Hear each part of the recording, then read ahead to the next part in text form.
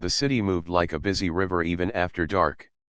Cars slid past in long lines, horns sounded once and then again, and tall glass buildings held their last lights like stars. When the offices emptied and the streets began to cool, Marcus started his shift. He was a cleaner in one of those tall buildings. He wore a faded uniform and old shoes, and he carried a cart with rags, spray bottles, liners, and a careful plan in his head. He liked plans. They made noisy days feel quiet. He knew every corner of the lobby, every smudge on the glass, and every place the floor could turn slippery without warning. He moved the way water moves around stones, calm, steady, sure. He did not talk much, but he nodded to the security guards and smiled at the receptionist. He liked being useful without being seen. When the last elevator doors closed and the echo of footsteps faded, he took a deep breath and began. Marcus was not rich. He rented a small room in an old building on a street with patchy trees. The room had a narrow bed, a tiny table, a kettle, and a hot plate. On the window ledge sat a jar of rice, a bag of beans, some tea, and a little salt. In his wallet, folded tight, was a single bill, $50. It had to carry him to the end of the week.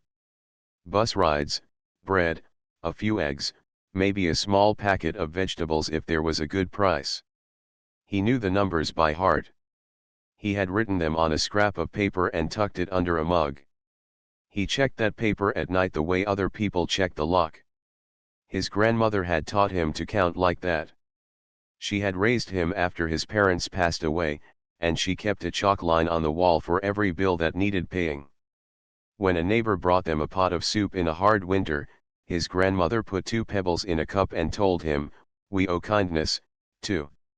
One day, we will pass it on."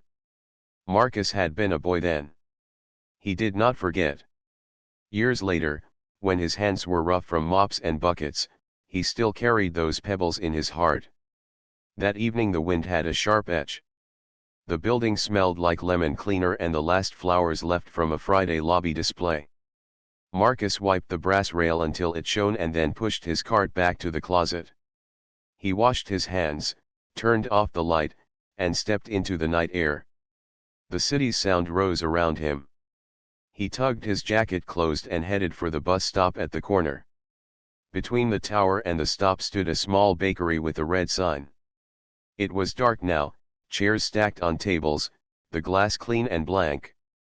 Near the bakery's side wall, under the narrow spill of a street lamp, sat a woman with a child pressed close under a thin blanket. The child's shoes were damp, the laces trailed like wet strings.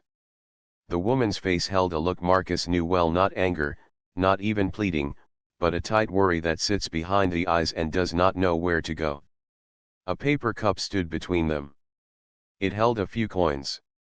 The wind lifted the blanket edge and brought a little shiver to the child's shoulders. Marcus slowed.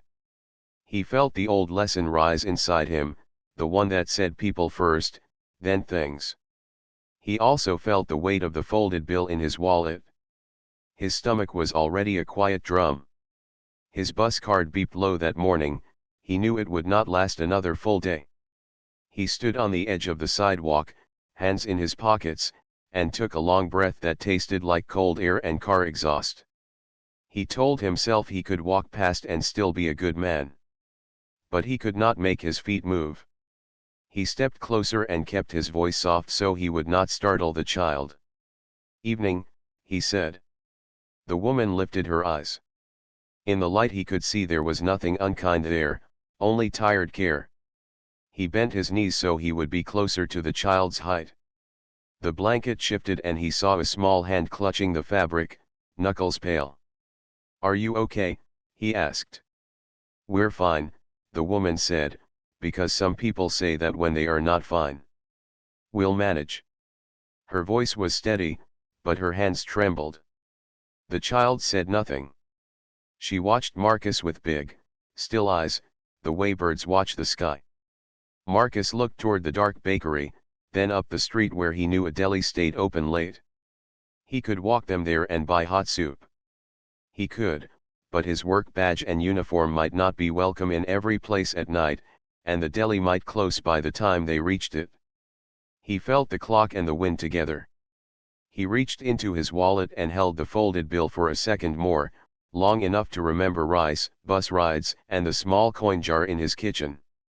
Then he placed the bill in the paper cup. The woman stared. She lifted the bill as if it might turn to paper scraps if she breathed too hard. "Sir," she said, and her voice broke in the middle, "you can't, are you sure?" "I'm sure," Marcus said. "Please take care of her." He nodded toward the child. The little girl looked at the money and then at Marcus. "Thank you," she said, small and clear. It was like the sound of a spoon tapped against a glass, light, bright, and honest. Marcus stood. He felt the cold more now that his hands were empty. He wanted to say 100 things: where the deli was, how to warm the hands under the armpits, which side streets were safer, but the woman's eyes told him that too many words would be heavy tonight. He kept it simple. "There's a place 2 blocks down that serves hot soup late," he said, pointing. "Turn by the green awning. They're kind." She nodded. "We'll go," she said. "Thank you." He gave a small wave to the child and turned toward the bus stop. The bus he hoped to catch rolled by before he reached the corner. He did not run. He watched the red lights fade and told himself the next one would come. When he checked the schedule sign, he saw the gap would be long. He pushed his hands deeper into his pockets and began to walk. The sidewalks were damp from a light rain. Puddles held the city upside down in little squares of reflection. The hood of his jacket did not quite fit, and the wind found a gap at his neck. He passed a store window full of bright shoes and saw his own worn pair in the glass. He smiled at himself, not unkindly. When he reached his building, he climbed the stairs slowly, feeling the day settle into his legs. Inside his room, he set water to boil and counted the rice with his hand, letting the grains run like sand between his fingers. He cracked 1 egg into a pan, stirred it with a little salt, and divided the rice into 2 bowls, one for now, one for tomorrow. He ate standing up, leaning on the counter, and watched the steam fade. He was still hungry after, but not in the way that scares a person. He washed the bowl and pan, wiped the counter, and set his mug over the budget note again as if to keep it from flying away. He sat on the bed and let the quiet in. It was the kind of quiet that comes after a choice is made, the kind that feels both lighter and heavier at the same time. He thought about the woman's careful hands and the child's small thank you. He thought about how people carry their days like bags with straps that cut into their fingers when the load gets heavy, and how sometimes a stranger can lift the edge for a moment and make the marks hurt less. Marcus did not think of himself as a saver or a saint. He thought of himself as a man who tried to do the next right thing when it stood in front of him. He lay back and looked at the ceiling where a hairline crack ran from one corner to the light fixture. He had learned to sleep with small sounds: the upstairs neighbor's step, the plumbing's quiet knock, so he closed his eyes and let the day end. Morning came gray and cool. He woke before the alarm because he wanted enough time to walk if the bus card failed. He boiled water for tea and ate a dry slice of bread. He slipped his wallet into his pocket, knowing it felt thinner. He put on his jacket, checked the window latch, and stepped into the hallway. The stairwell light flickered once, then steadied, a small reminder that even bulbs need a second chance. On the street, he breathed the air that always smelled half like rain and half like traffic. He watched a bus rumble by and decided to save the card for the ride home. He walked. The city at that hour belonged to people like him, the ones who opened doors, set chairs, prepped kitchens, and made places ready. He liked those people. They nodded at each other like members of a quiet club. As he reached the glass tower, he looked up at the tall windows turning gold with the first office lights. He touched the edge of the door and felt the smooth cold of steel under his fingers.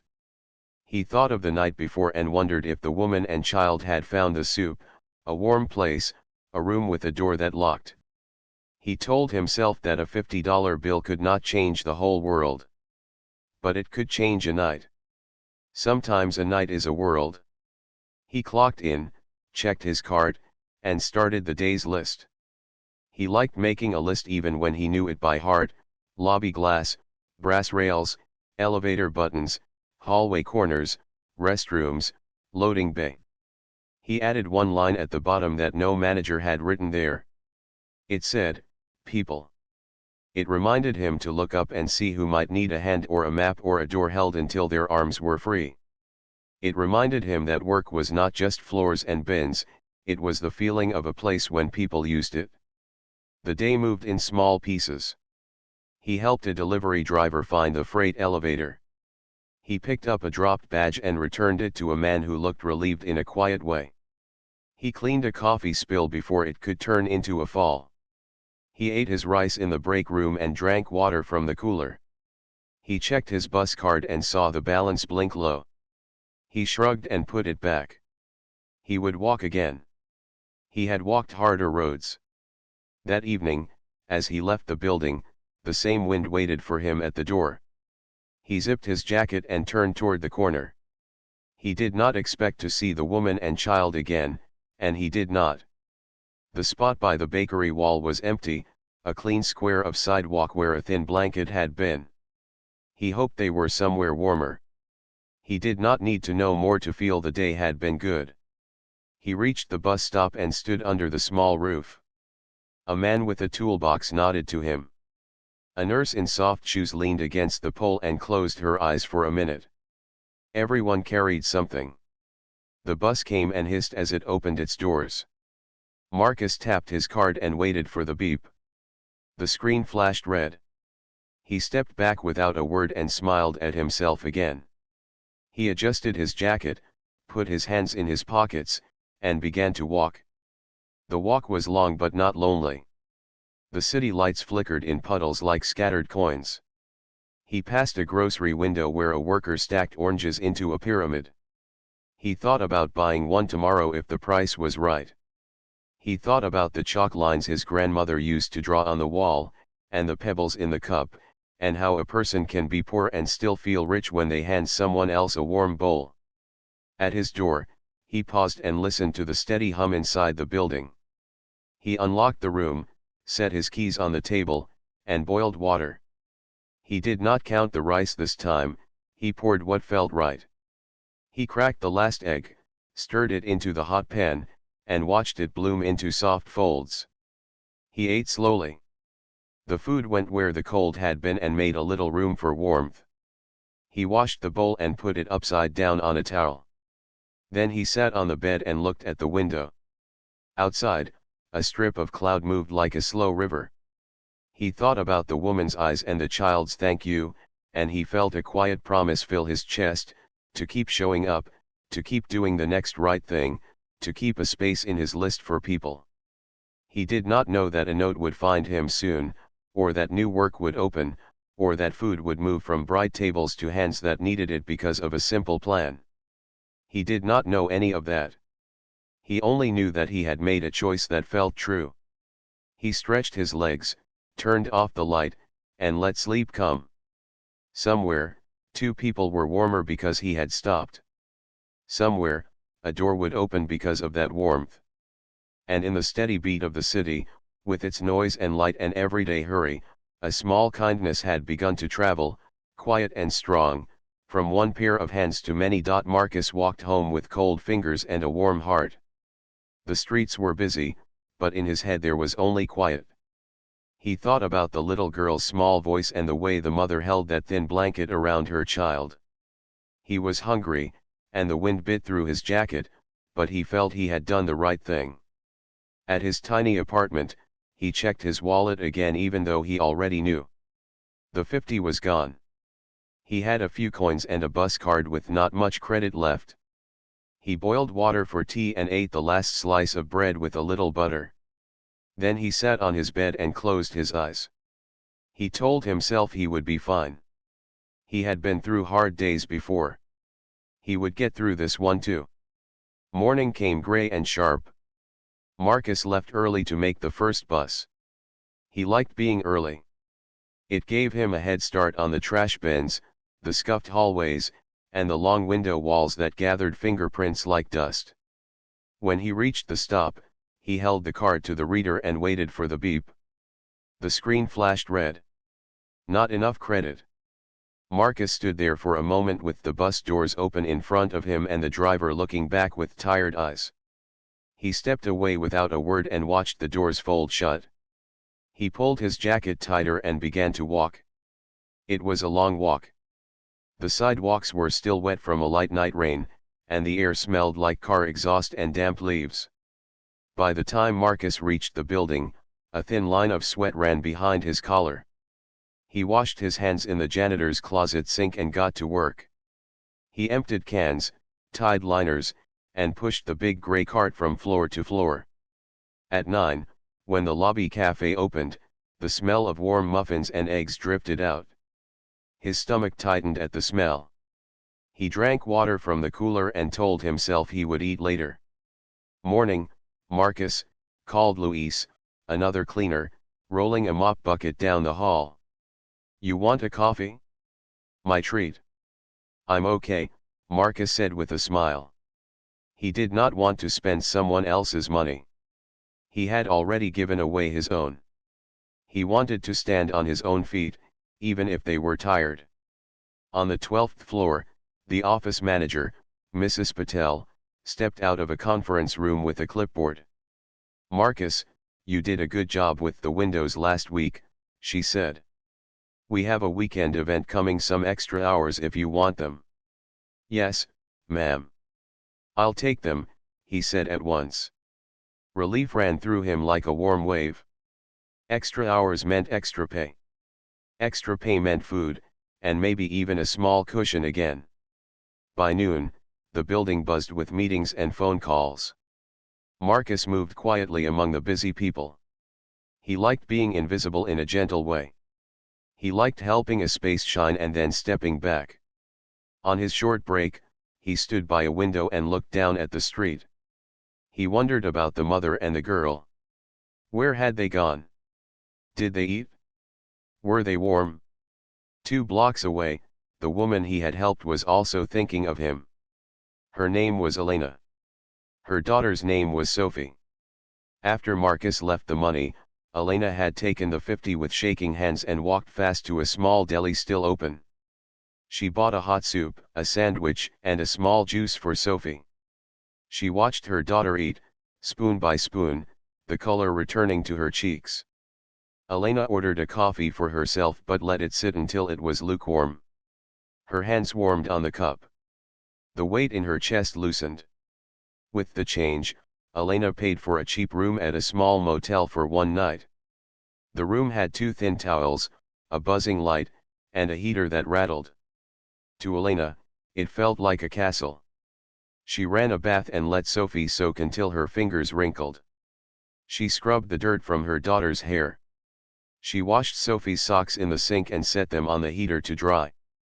When Sophie fell asleep, Elena sat on the edge of the bed and looked at the ceiling. The strangers of the city had passed by them day after day. But one man had stopped. He had bent down so he did not tower over a child. He had spoken softly. He had given more than money. He had given time, care, and hope. Elena pressed the heel of her hand to her eyes and let herself cry for a minute.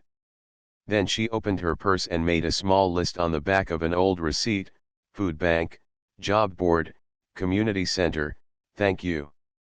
In the morning, Elena asked the motel clerk if there was a community center nearby. He pointed her to a brick building on Maple Street with a painted sign, "Neighborhood Help." Inside, volunteers served hot oatmeal and fruit. A woman named Carol gave Sophie a small book to keep. A social worker wrote down some notes and told Elena about a job fair at a church hall on Thursday. Carol also said the center sometimes connected people with day work in kitchens or cafes. Elena listened closely, wrote names and times, and kept nodding to stay focused.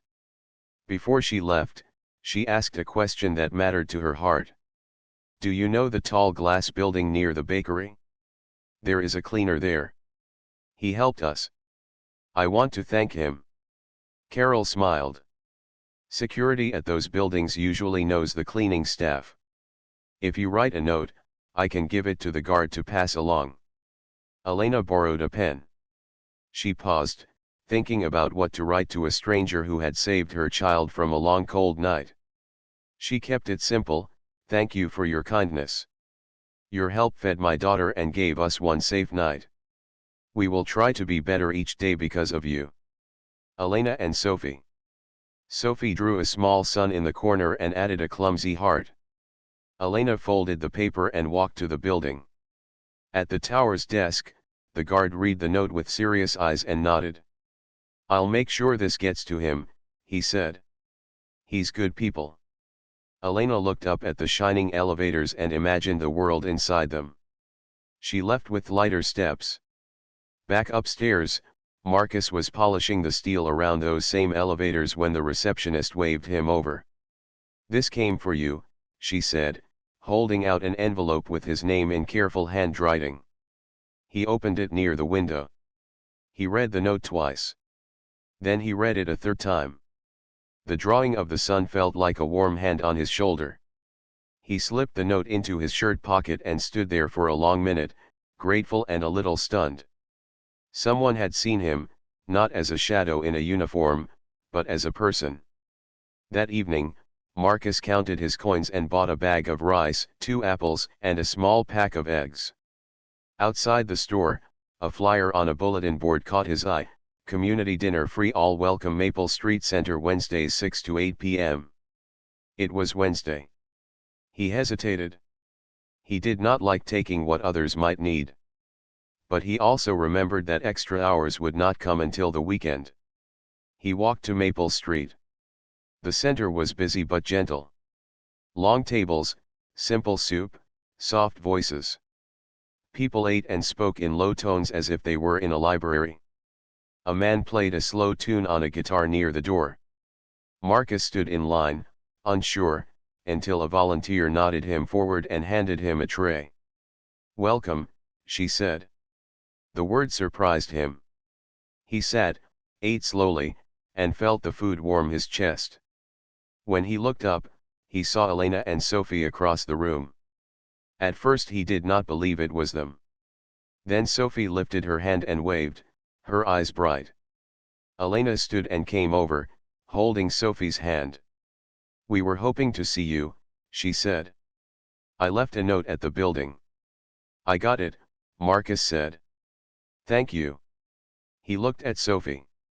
Did you eat well? Sophie nodded. We had oatmeal. And I got a book. Elena told him about the social worker, the job fair, and the day work list for kitchens. I can cook, she said. I used to prep at a small cafe until it closed. If I can get hourly work, I can pay for a room again. Even a small room. I just need a chance. Marcus thought of the lobby cafe and the busy kitchen in the basement where the building made trays for meetings. He knew the manager there in a polite way. The man's name was Mr. Nguyen. He ran a tight, kind kitchen. There is a manager in my building, Marcus said. He might need help for the weekend event. I can ask him. Elena's face softened with relief and fear at the same time. I don't want to take anything from you. You're not, Marcus said. It's just a question. He paused. Do you have a resume? Elena gave a small laugh that sounded tired. Not a real one. I can write down what I did. Bring what you have, Marcus said. I'll talk to him tomorrow. The next day, after polishing the conference tables, Marcus went to the service elevator and rode down to the basement kitchen. Steam rose in gentle clouds. The clang of pans and the chop of knives filled the air. Mr. Nguyen stood at a stainless steel table, checking a delivery list. Morning, sir, Marcus said. Do you need an extra pair of hands for the weekend event? I know someone reliable. Mr. Nguyen looked up. He trusted Marcus's silence and steady work. That trust reached across departments. Tell me about your person. Her name is Elena, Marcus said. She prepped in a cafe before. She's careful and fast. She has a daughter, so day hours would help. Mr. Nguyen tapped the list with a pen. We could use help with prep and plating on Saturday. It's 8 hours. Pay is by the hour, same day.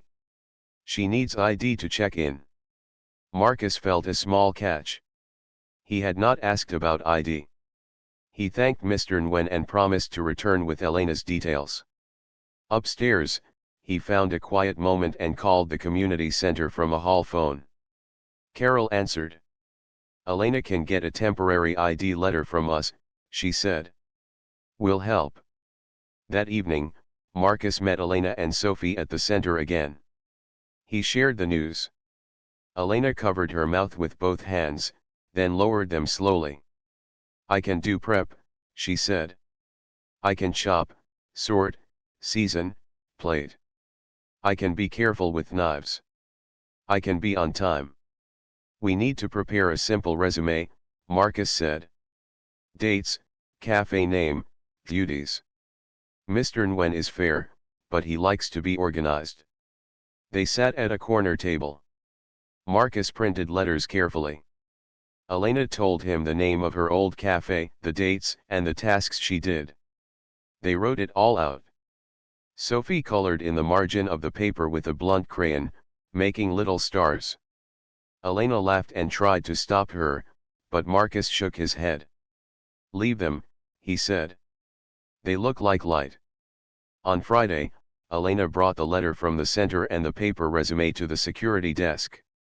Marcus met her there and walked her down to the kitchen. She stood very straight, her hands folded so they would not shake. Mr. Nguyen asked 3 short questions and watched her eyes while she answered. Then he nodded. 6 in the morning, Saturday, he said. Hair tied back. Closed shoes. We are a team. We work clean. Elena stepped out of the kitchen with a small sound that was almost a laugh. Marcus felt the joy in the air like heat. But there was one more problem. Sophie, Elena said. She can sit at the center during the day. Carol said they have a Saturday kids room. I will drop her off before coming here. Marcus walked them outside and pointed the way. The afternoon sun was soft. For the first time in many days, Elena let herself imagine more than one safe night. She imagined 3. Then a week. Then a month. Saturday began before sunrise. Marcus woke early too, though he did not need to. He wanted to be sure the lobby and hallways were perfect for the event and also to make sure Elena had no trouble at the entrance. He found her at the security desk with Sophie, holding a small backpack and a brave face. The guard checked the letter from the center and waved them through. Marcus felt an unexpected pride rise in his chest, the kind a brother might feel, or a neighbor, or a friend. By noon, the kitchen moved like a well-rehearsed dance. Mr. Nguyen showed Elena the prep station. She lined up trays, measured herbs, and kept the counters clean. Her hands worked with a rhythm that made the cook next to her smile.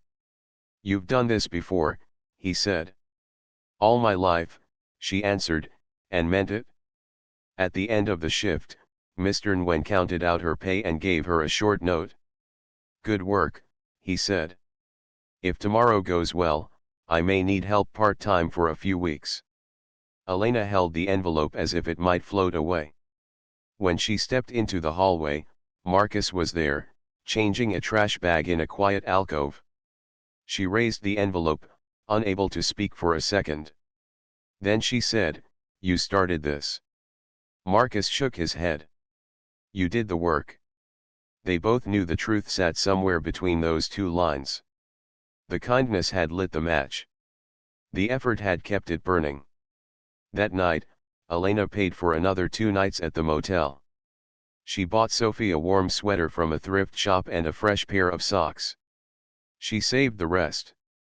Back in their room, Sophie twirled in her sweater, laughing. Elena sat down on the bed and looked at the little stars along the edge of her resume. They looked like a path. Marcus returned to his apartment and ate rice and eggs. He set the sun and heart note on his table. He thought about how a small gift had opened a door in a wall that had looked solid. He did not know how many more doors waited behind this one. But he felt, with a deep and steady certainty, that more were there. As the city settled into night, all three of them slept better than they had in a long time. They did not yet see the next turn, the person who would soon notice what had happened, or the new shape their days would take. But the change had begun, slow and strong, like a tide. Sunday came with a slow gray light, and the city felt sleepy and cold. Marcus woke before his alarm, even though his extra hours were only in the afternoon. He boiled water for tea and looked at the small note with the sun and heart. He put it in his shirt pocket again. He did not know why he carried it, but it made him walk taller. He left early and reached the office tower before most people. The lobby smelled like fresh flowers for the weekend event.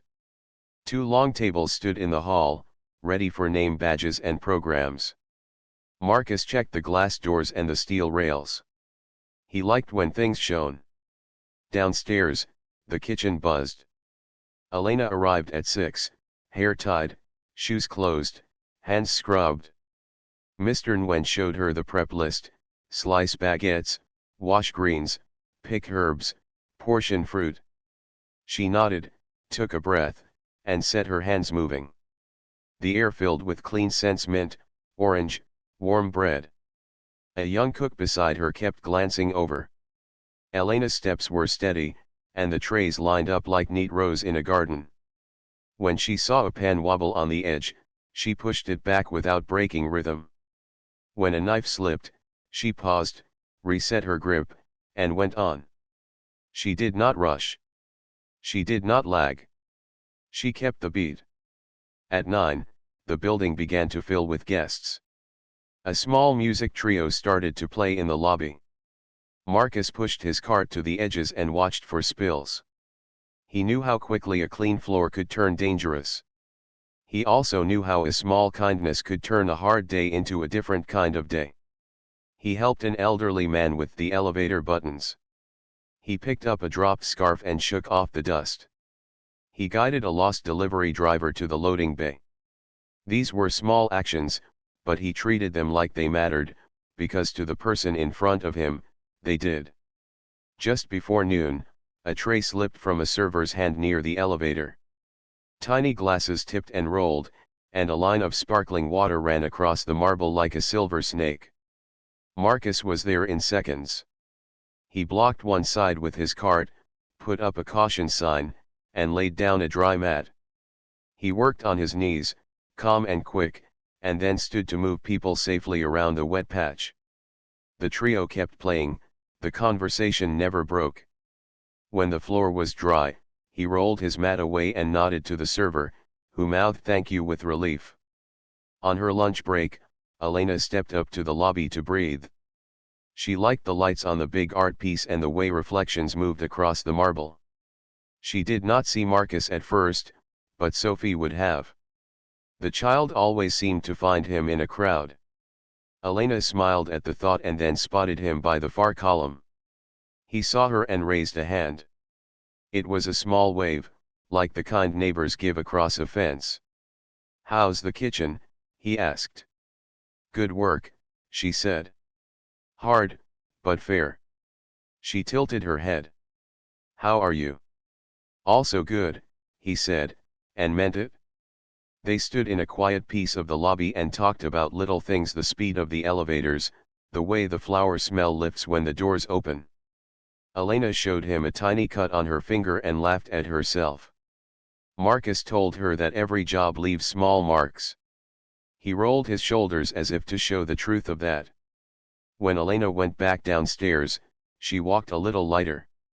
The second day of the event ran smoother than the first. Mr. Nguyen watched Elena plait canapes with the focus of a careful painter. He noticed how she wiped the rim of a bowl when a single dot of soup clung there, how she straightened a sprig of dill so it did not block a guest's spoon.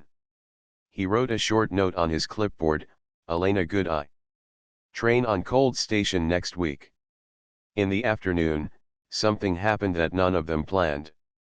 A woman in a dark coat stood at the lobby table, pulling off her gloves. A thin gold bracelet slipped from her wrist, hit the floor, and rolled toward the elevator gap. The woman reached too late. The small circle of gold slid into the narrow space and vanished. Her face fell in a quiet way. She did not shout.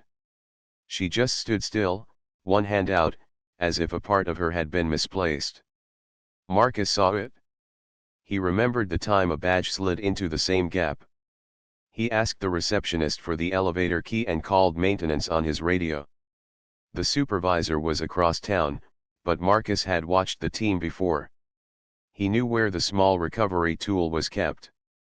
The receptionist handed him the key. He locked the elevator on that floor, opened the metal faceplate carefully, and used the thin magnet tool to reach into the dark space below. He moved slowly, feeling for a hint of metal in the quiet air shaft. He found it. The magnet clicked, just a whisper. He drew up the bracelet like he was pulling a line from a calm river. When it appeared in the light, the woman gasped softly. Marcus closed the plate, unlocked the elevator, and handed the bracelet back. The woman held it in both hands, as if it were fragile life. "Thank you," she said. "This was my mother's." "You're welcome," he said, and went to return the tools. The woman watched him go. She was in her late 50s, with gray at her temples and clear, observant eyes.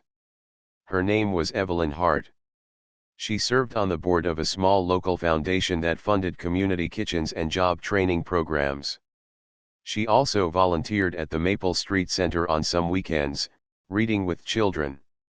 She had never seen Marcus before, but she had heard a story 2 days earlier from Carol about a man who gave his last money to a mother and child. She did not know his name. She only knew the shape of the kindness. Back downstairs, Elena finished her shift strong. At the end, Mr. Nguyen handed her an envelope and raised his chin toward the back hallway.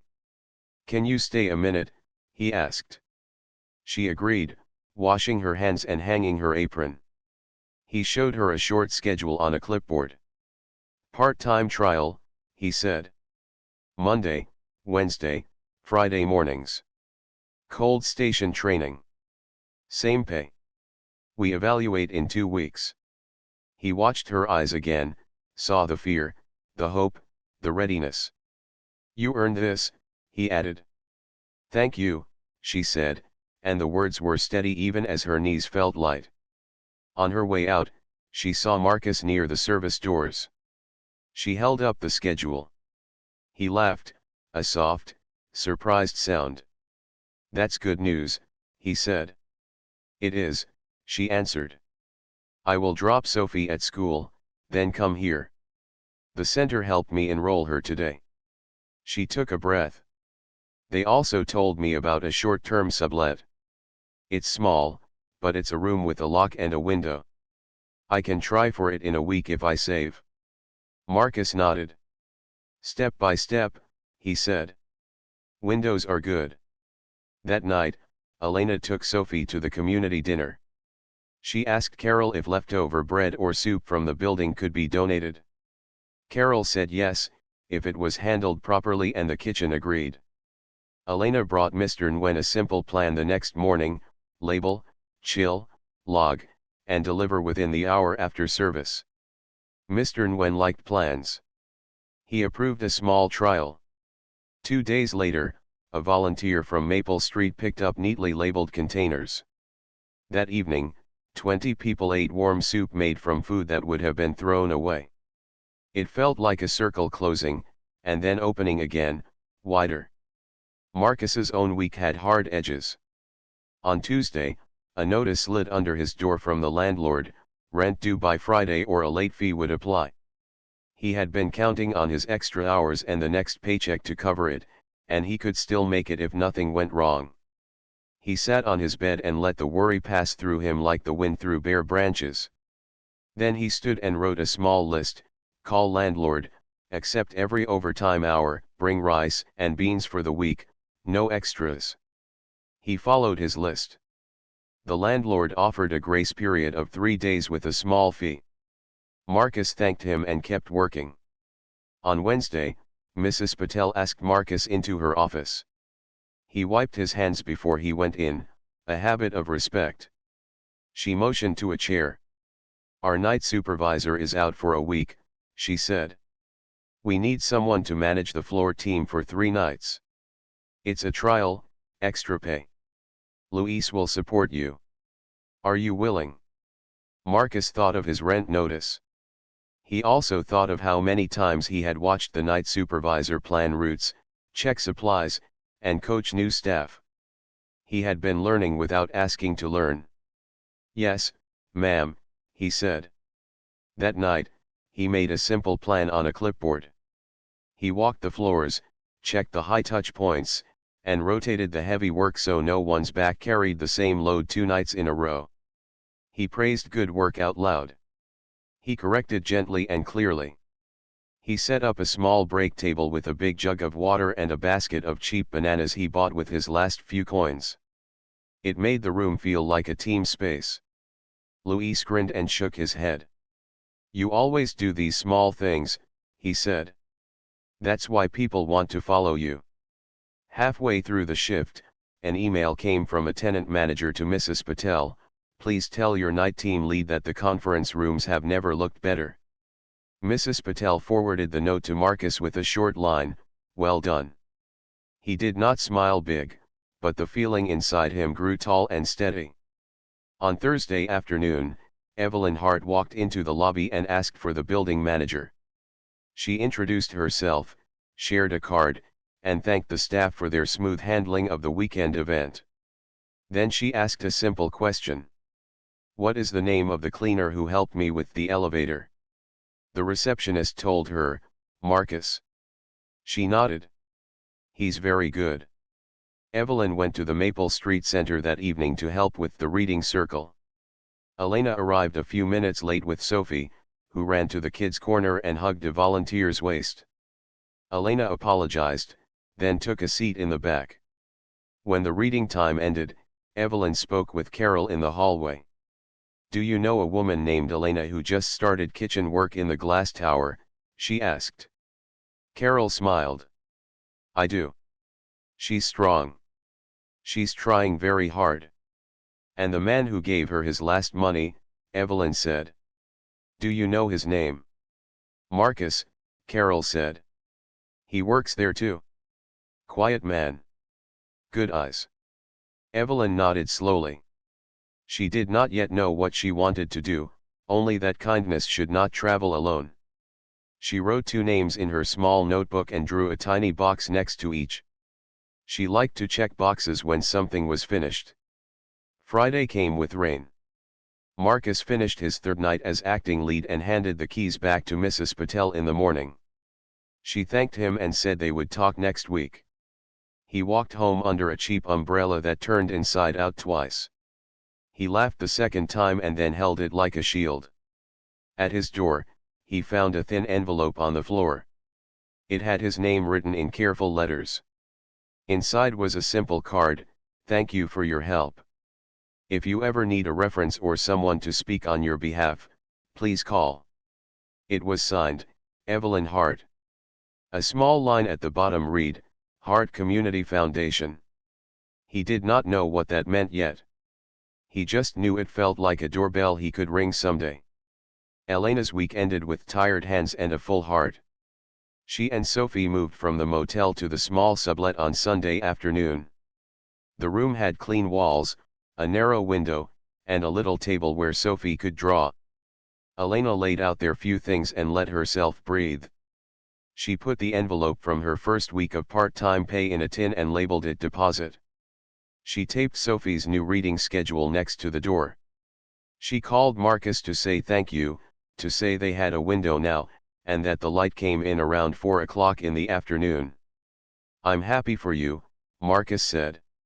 He stood by his own window, looking at a patch of sky. He did not tell her about his rent notice, not because he wanted to hide it, but because he believed in solving one thing at a time. He also believed that not every weight had to be put in another person's hands. That night, at the community dinner, Carol made an announcement. "Thanks to a new kitchen partner," she said, "we have enough soup for seconds." People clapped gently. Elena felt her cheeks warm. She did not look at Marcus, but she knew he was smiling somewhere in the room. As the week turned into the next, small changes kept stacking up like careful bricks: a steady schedule, a child's bedtime, a manager's trust, a quiet card with a name and number. None of it was loud. All of it was real. And it was just before the moment when separate paths would cross again, when one person's kindness would open into many hands, and when the shape of 3 lives would tilt towards something larger than they had dared to plan. Monday began with thin sunlight and a steady wind. Marcus left early again, not because he had to, but because he liked starting before the rush. The lobby felt calm at that hour, the kind of quiet that lets a person think. He checked the brass rails with a soft cloth, tested the automatic doors, and made sure the caution signs were stacked where he could reach them fast. He slid the small note with the sun and heart into his shirt pocket the way other people might wear a lucky coin. It was not luck to him, it was a reminder of why small things matter. Downstairs, Elena tied her apron, washed her hands, and took her station at the cold line. Mr. Nguyen reviewed the day's list: grain salads, citrus-dressed greens, and a tray of fruit cups for a tenant meeting. Elena listened, nodded, and began. She worked with a calm rhythm that made time feel wide. She tasted dressings with the tip of a spoon and adjusted the salt by a grain or two. When a new prep hand looked lost at the slicer, she stepped over, showed him the safe way to feed the carrots, then returned to her board without making it a big thing. Mr. Nguyen noticed. He wrote 2 words on his clipboard: quiet lead. At noon, a familiar figure in a dark coat stepped through the lobby: Evelyn Hart. She spoke with the receptionist, then asked if Mrs. Patel, the office manager, had a few minutes. In the small glass-walled office, Evelyn thanked Mrs. Patel for the weekend event and mentioned the cleaner who had helped her recover a bracelet. "Marcus," Mrs. Patel said with a smile. "Yes. He covered 3 nights as acting lead when we were short. He did well." Evelyn listened, then asked a simple question that reached further than it sounded. "Do you ever partner with neighborhood groups?" "Sometimes for holiday drives," Mrs. Patel said. "Why?" Evelyn placed a thin folder on the desk. Inside was a short proposal from her foundation: a pilot to connect building kitchens with the Maple Street Center for safe food donations, plus a paid training path for 2 or 3 people each quarter who needed a start. The building wouldn't pay money, the foundation would cover the training stipend. The building's part would be space, coordination, and supervision. "I think you already have 2 natural bridges here," Evelyn said, tapping the folder gently. "Your kitchen manager, and the cleaner named Marcus. They both seem to build trust wherever they stand." Mrs. Patel looked out at the lobby where Marcus was teaching a new hire how to coil the yellow safety cord so it didn't kink. She thought about steady hands, quiet planning, and the email she had forwarded to him that week. "Let's try it," she said. That afternoon, Mr. Nguyen called Marcus and Elena to the back hallway. Evelyn stood with Carol from the community center, a warm smile on her face. "We are putting together a small pilot," Evelyn said, "to bring leftover food safely to the center and to train people who want kitchen work. We'd like help from both of you: Marcus as a paid liaison for logistics, and Elena as a peer mentor for trainees on the cold line while she continues her own hours. It's a few extra hours each week, paid by the foundation. Only if you want it." Marcus opened his mouth, then closed it. He was used to saying yes to work, but not to being asked to lead something with a title. Elena glanced at him, then at Evelyn. "I'd like to help," she said, her voice soft but firm. "People help me." Marcus nodded once. "I can do the logistics," he said. "Lists, timing, checklists." I'm good at those. Evelyn smiled. I know, she said. She didn't explain how she knew. She didn't need to. The pilot moved quickly because the pieces already existed. Mr. Nguyen tightened the kitchen process, label, temperature log, sign out, covered containers, one locked cart. Marcus wrote a clean checklist, posted it on a clipboard, and added small boxes next to each line. He liked boxes. It felt good to mark them with a dark pen at the end of a shift. Carol set up a safe receiving table at the center and found a volunteer with a small van. Elena shaped the training plan for 2 new hands, basic knife skills, sanitation, station setup, and eyes, meaning the quiet art of seeing what needs doing before someone asks. While the pilot took shape, life outside the pilot kept moving. Marcus's rent clock kept ticking. He told himself to breathe and focus. The acting lead pay would be on his next check with the extra overtime added. He did not want to borrow. He wanted to stand. He stretched his groceries by cooking a big pot of beans and rice with onions and a little oil. He packed it in small containers for the week. On his break, he ate slowly, sipped water, and felt the food settle like a promise kept. Elena and Sophie moved through their new routines like people learning a gentle dance. Sophie's teacher sent a note home. Sophie read to the class today. She picked a poem about a lighthouse. Elena taped the note on the wall above the little table. She saved every good paper now because good papers can hold you up on days when doubt knocks. At night, Elena ironed her apron with a borrowed iron and brushed Sophie's hair into a neat braid. They kept the room simple and clean. The window let in late light. The street below hummed like a steady song. On Wednesday evening, the first official pickup happened. The kitchen sealed 3 trays of soup and 2 pans of roasted vegetables that had never left the warming cabinet. Mr. Nguyen checked the labels and temperatures. Marcus locked the cart and rolled it to the service door. The volunteers' van waited there. Marcus and the driver moved like people who had done this 100 times, even though it was their first. At the center, Carol signed the log and wheeled the food into the kitchen. This will mean seconds and thirds, she said, and maybe a midnight snack for the outreach team. News of the pilot spread softly. Tenants liked the idea that food from their building fed people they passed on the sidewalks every day. A tenant on the 15th floor asked if their weekly fruit baskets could be included when events ended. We always have extra, she said. It looks pretty on the table, then it sits. Mr. Nguyen said yes if it was logged and unhandled. Marcus added a line to the checklist, fruit baskets, if unopened, dot. He drew another little box. That night, he slept better. On Friday morning, Mrs. Patel asked Marcus to step into her office again. We have an opening, she said, for assistant night supervisor. It's not full management, but it comes with a raise and more stable hours. You did well last week. Would you consider it? Marcus sat very still.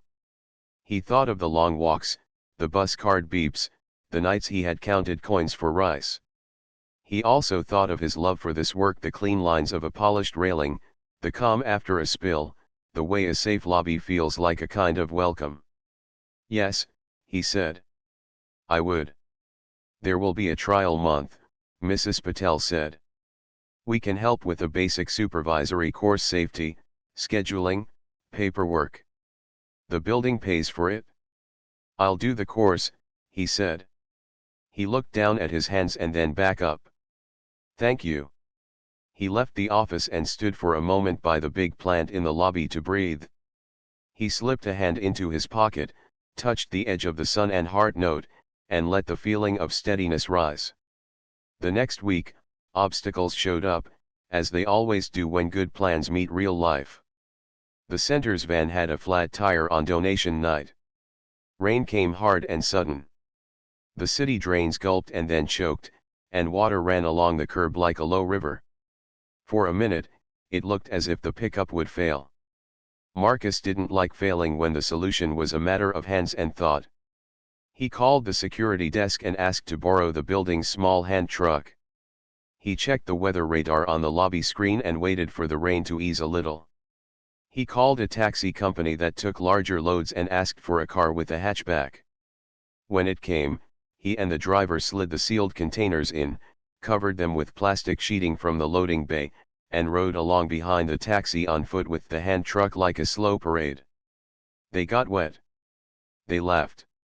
At the center, Carol clapped once when they arrived. "You don't let weather win," she said. Elena, meanwhile, stepped into a new kind of test. Mr. Nguyen asked her to set the cold station for a client tasting, then stay nearby while the client and a tenant representative toured the kitchen. Elena lined up the small plates, set the dill so it looked like a tiny green sail, and wiped each rim until the white was bright. When the group came through, she stepped back but listened. The tenant representative asked Mr. Nguyen about the food donation pilot and the training plan. "Who teaches the new hands?" the representative asked. "Elena does," Mr. Nguyen said without looking at her. "She teaches the quiet way, which is the way people learn in busy rooms." After the tasting, the tenant representative lingered. "You're Elena?" he asked. "I've heard your name at Maple Street. You're doing good work." "I'm trying," she said. He handed her a card. "Our company sponsors a hospitality apprenticeship 2 buildings over," he said. "If you ever want to step from cold station into a longer path, call this number. We take applications next month." Elena held the card like a leaf that might tear in the rain. "Thank you," she said. When she walked back to her station, her steps felt quiet and tall at the same time. That weekend, Evelyn stopped by the center during dinner. She moved easily among the tables, not as a big donor, but as a neighbor. She saw Elena serve, Sophie carry a small basket of napkins, and Marcus adjust a wobbly chair so no one would fall. After the meal, Carol tapped a spoon to a glass. "I want to thank the building that started sending safe, labeled food to our kitchen," she said. "And the people who made it happen. They know who they are." Some people looked at Marcus and Elena, others didn't know the details. That was okay. Not every story needs a spotlight to be true. Evelyn pulled Marcus aside near the doorway. "Do you have what you need for rent?" she asked in a gentle voice. "I do now," he said. The acting lead pay came through. "And I was offered the assistant role." He said the last part as if he was still testing the shape of the words. "I'm glad," Evelyn said. "You earned it?" She paused. "If you want to take a basic leadership course at the community college, the foundation has small scholarships for work-related classes. It's not charity, it's an investment. Think about it." "I will," he said. He did not like taking things for free. But a class was not a handout, it was a tool. He could accept a tool. On Sunday afternoon, Marcus visited Elena and Sophie's room for the first time. He brought a small plant in a plain pot, a peace lily, the kind that lives even when light is thin. "It likes corners," he said. Sophie named it Glow, even though the leaves did not glow. She set it on the table under the reading note. They drank tea and ate slices of an apple Elena saved for company. They talked about simple things, the bus routes, the tangerines at the corner stand, a short storm that had popped and passed. When Marcus stood to go, Elena handed him a folded paper. "Sophie made this," she said. He opened it outside under the stair light. It was a crayon drawing of 3 figures standing under a big window. One was tall with a cap and a cart. One wore an apron and held a spoon. One was a small girl with a book. Above them, a sun with long lines reached over the glass building and the small brick center at the same time. Marcus put the drawing with the note in his pocket. He felt rich in a way money does not measure. On Monday, Mrs. Patel posted a small flyer in the staff room, "Night supervisor training, sign up by Friday, building covers cost, course starts next month." Marcus wrote his name. Luis clapped him on the back. "Look at you," he said. "Boxes and checklists are your thing." "Boxes and people," Marcus said. "You can't check off people." "No," Luis agreed. "You listen to them." The pilot kept working, and people kept talking. The tenant representative who had watched Elena's station called Evelyn to say the building was seeing less waste and more goodwill. Someone from a local paper reached out to the foundation about a short piece on food rescue. Evelyn hesitated to share personal stories without asking the people living them. She met Marcus and Elena at the center and asked their comfort level. "We can keep it general," she said. "No names, just the idea. Or if you want to speak, we do it in a way that feels true and safe." Elena looked at Marcus. "I'll speak if it helps others find a door," she said. "But I don't want to be a sad story. I want it to be about work and the path." Marcus nodded. "And about the center," he said. "And the kitchen. And the building. All the hands." "Then that's how we'll do it," Evelyn said. The reporter came on a bright Wednesday, took a photo of labeled trays, no faces, and wrote a short piece about food flowing from office towers to dinner tables a few blocks away. He ended with a simple line, "Sometimes the shortest bridge is built by a person who stops, looks, and helps." The paper ran the story online with a small headline. People shared it.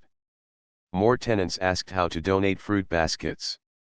A bakery down the street offered day-old bread every other day. The circle widened. On Friday, as the week closed, Marcus checked the lobby one last time before the early rush. The glass doors slid open and Evelyn stepped in with a stack of envelopes. "Two things," she said. "First, the foundation board approved the pilot for the rest of the year.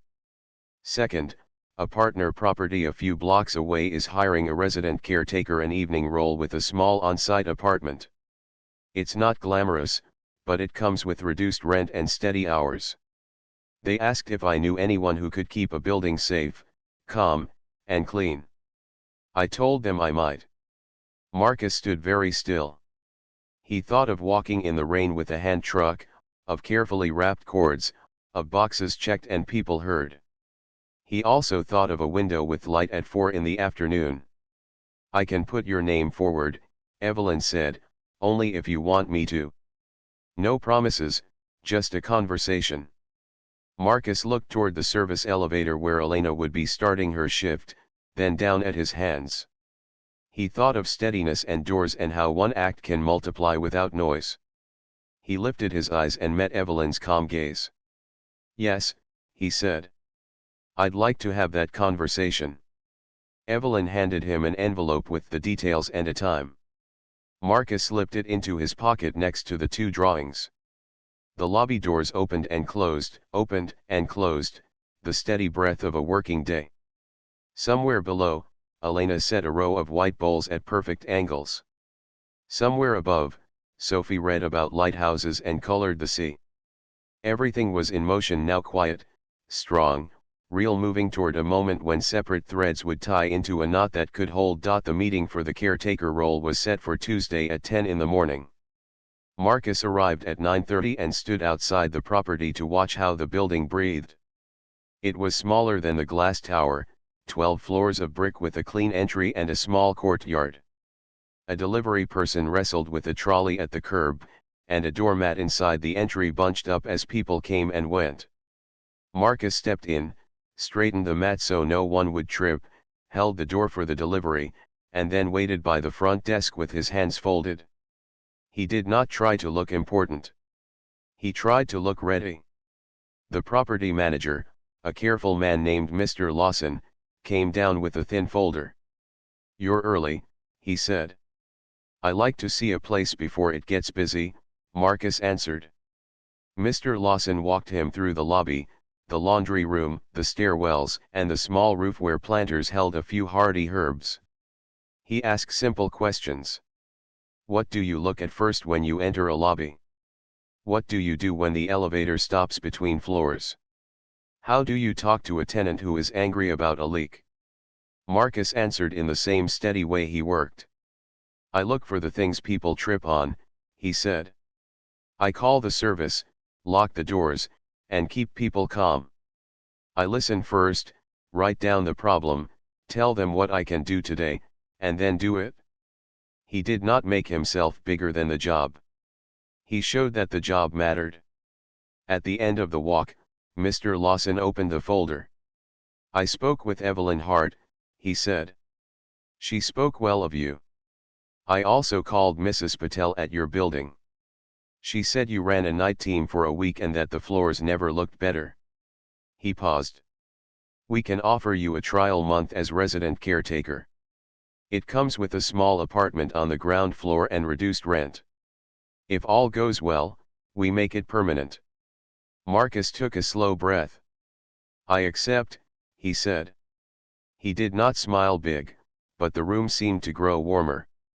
He moved into the caretaker apartment on a pale Friday afternoon. It was not large, but it was his. A small window faced the courtyard. At 4 o'clock, light fell across the floor in a soft rectangle, the way Elena had said it fell in her room. He set his few things on the counter, placed a nail in the wall, and hung the note with the sun and heart where he would see it each morning. He put a clean notebook on the small table and wrote the first page in neat lines, Caretaker Log Day 1.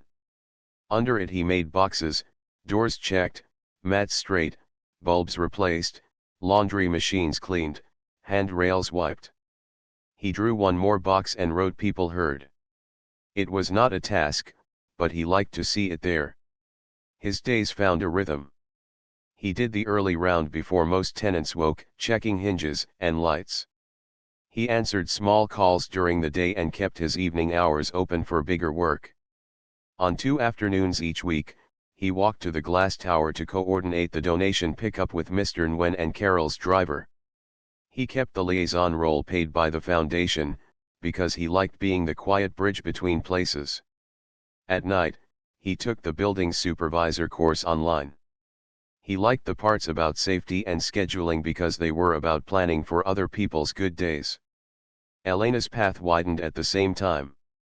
The tenant representative who had watched her station connected her with the apprenticeship director. The application form was plain but long. Elena filled it out at the little table while Sophie drew lighthouses on the edges of the paper. She wrote the cafe's name, the dates, the tasks she had done, and the names of 2 people who could speak for her, Mr. Nguyen and Carol. She added a short line that was not fancy, I like work that feeds people. I am careful and fast. I show up. A week later, she received a short email, interview on Thursday at 10 a.m. She printed it and taped it above the table like a small flag. The interview room was bright and simple. A woman with kind eyes asked Elena to tell a story about a time the kitchen was short on hands and how she coped. Elena spoke about the tasting day and how she set the line and trained a new hand on the slicer with calm steps. She did not tell a heroic story. She told a true one. When she finished, the woman nodded.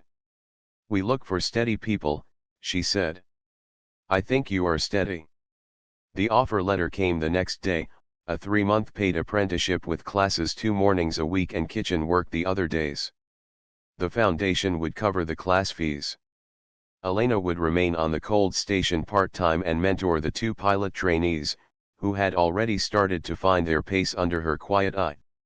Sophie's school also reached a small milestone. On reading day, families could come to hear children read a favorite piece. Sophie chose a poem about a lighthouse and practiced in the mirror. Elena took a late start at the kitchen with Mr. Nguyen's blessing. Marcus came in his caretaker jacket on his lunch break and sat on the tiny chair in the second row. When Sophie reached the word steady, she glanced up and saw them both. She did not wave, but she stood straighter and read the last lines with a clear voice. Afterward, the teacher thanked them for coming. It matters to children when the people in their life show up, she said. Elena looked at Marcus and felt the truth of it. The food donation pilot grew by inches, the way good things grow. The second property joined. A cafe added day-old bread twice a week. The checklist Marcus wrote became a simple binder with tabs that any kitchen could follow. He did not put his name on it. He put a small sun in the corner that only he and Sophie would recognize. The center began serving a late afternoon snack for kids who came straight from school before dinner. The volunteers did not give speeches about it. They just put the trays out and watched the plates come back empty and clean. One rainy evening, Marcus walked the caretaker rounds and found a tenant struggling with a washing machine. The lid sensor had stuck. Marcus pulled the plug, reset the sensor, and tested the spin. The machine hummed in a low, happy way. The tenant, an older man with tired shoulders, nodded. "You notice things," he said. "I try," Marcus answered. "People feel safe when someone like you is here," the man said. "That's worth more than a sign on the wall." A week later, Mr. Lawson offered Marcus the permanent role. They shook hands in the small office. "You keep the building calm," Mr. Lawson said. "That is not a line on a job description. That is a gift." Marcus thanked him, then went back to his rounds. He did not change because of the title. He still straightened mats, listened, and wrote neat lines in his log. He put a portion of his pay in a savings account each week, even when it was a small portion. Savings felt like a promise to his future self. Elena started the apprenticeship and found that she liked the classroom more than she expected. She liked learning why temperature mattered and how to plan a station for a rush. She liked writing a prep list that fit into the hours a real person had. At the kitchen, she taught the trainees to taste with care and to clean as they went. When they made mistakes, she showed them how to correct without shame. "We are a team," she said. "We learn, and we keep going." Mr. Nguyen began to rely on her in the small ways that become large over time. He asked her to train 2 more hands the following month. On a Saturday, the center held a small bridge night. It was not a gala. It was a dinner with long tables, second helpings, and a short set of words. Evelyn stood near the door and greeted people as they came in. Carol spoke first. "This is what a bridge looks like," she said, pointing to the trays, the children's corner, the stack of food-safe containers ready for the next pickup. "It looks like hands and lists and people who show up." She asked Elena to say something. Elena held the microphone like it might break and then laughed at herself. "I was hungry and cold," she said. Then a stranger stopped. He didn't give a speech. He gave what he had, then he kept going. "People at this center helped me write a list and take small steps. A kitchen gave me a chance. Now I get to help others do the same work. I am not a big story. I am a person who is standing. Thank you for letting me stand here." People clapped the way people clap when they recognize something true. Carol handed the microphone to Marcus, who did not want it, but took it because sometimes the thing you do not want is the thing you should do. "I like checklists," he said, and people laughed softly. "They help me remember what matters when a day gets noisy. My list has doors and lights and mats. But there is one line I added a while back that has no box to check. It says, 'People heard.' I can't cross it off, because it never ends. I can only try to do it, one person at a time." He lowered the microphone and looked down, then up. "Thank you for letting me be part of this." After the dinner, a young man approached Elena with a folded paper. "I'm one of the trainees," he said. "I got a weekend job at a cafe. I used your station setup. It worked." Elena smiled and wished him a good first day. He walked away taller. Sophie tugged Marcus's sleeve and handed him a drawing of the caretaker building with a tiny sun in the window. "So you don't forget your light," she said. He promised he would not. Months turned like quiet pages. Marcus finished the supervisor course and helped Mrs. Patel write a simple training for new cleaners at the tower: how to coil cords, how to speak to a person who is upset, How to see the floor from the point of view of someone who might fall. Elena finished the apprenticeship and accepted a steady role with Mr. Nguyen, who wrote cold lead next to her name on the schedule. The foundation kept the pilot running and added a third property. The center put a small framed paper above the dish return that said, "Thank you to everyone who builds the bridge." There were no names, only the sun and a small heart in the corner. On a clear afternoon, Elena walked Sophie to the caretaker building with a small box of pastries. "For your rounds," she told Marcus, who laughed and said he would share. They sat in the courtyard for a few minutes. The air smelled like clean laundry and herbs. Sophie played with a leaf and told them the lighthouse poem from memory without the book. When she reached the last line, "The light stays, even in the storm," the three of them were quiet for a moment. "Do you remember the night near the bakery?" Elena asked softly. Marcus nodded. "I do. I think about how one thing can become many," she said. "Not because of luck, but because people kept showing up." Marcus looked at the sun on the brick and at the small plant in the window of his apartment. He thought about the mat he had straightened on his first day, the door he had held, the notes in his log. He thought about a paper cup with a folded bill and a child's drawing of a sun. He did not think of himself as a hero. He thought of himself as a person who had hands and time and eyes, and who tried to use them well. Before they left, Elena pulled a small envelope from her bag and pressed it into Marcus's hand. "This is not money," she said quickly. "It's a card. Open it later." He opened it that night at his table. Inside was a library card with his name on it and a short note, "For the classes you will take, the maps you will read, the quiet places where new paths begin. ENS." Marcus smiled and put the card next to the sun and heart note. Then he wrote in his log, "People heard today, Sophie's poem, Elena's laugh, Mr. Lawson's thank you, the hum of the washing machine after the reset." He closed the book and sat for a minute in the clean quiet. Change did not happen like fireworks in their lives. It happened like morning light, slow and sure, showing more of the room each day. A cleaner gave his last $50 and walked away without asking for anything back. A mother took that chance and turned it into work and a path. A child carried a lighthouse in her pocket and read it out loud. A kitchen, a center, a foundation, and 2 buildings turned food that would have been thrown away into warm bowls and second helpings. The bridge did not belong to one person. It belonged to everyone who put down a board and said, "Step here." And on certain afternoons, when the light found the window at just the right angle, it fell across the caretaker's table and lit the note with the sun and the heart. Marcus would look up from his list and feel the same quiet warmth he felt on the night he chose to stop. He would stand, pick up his keys, and go to the door. There were always small things to do. There were always people to hear. There was always another part of the bridge to build.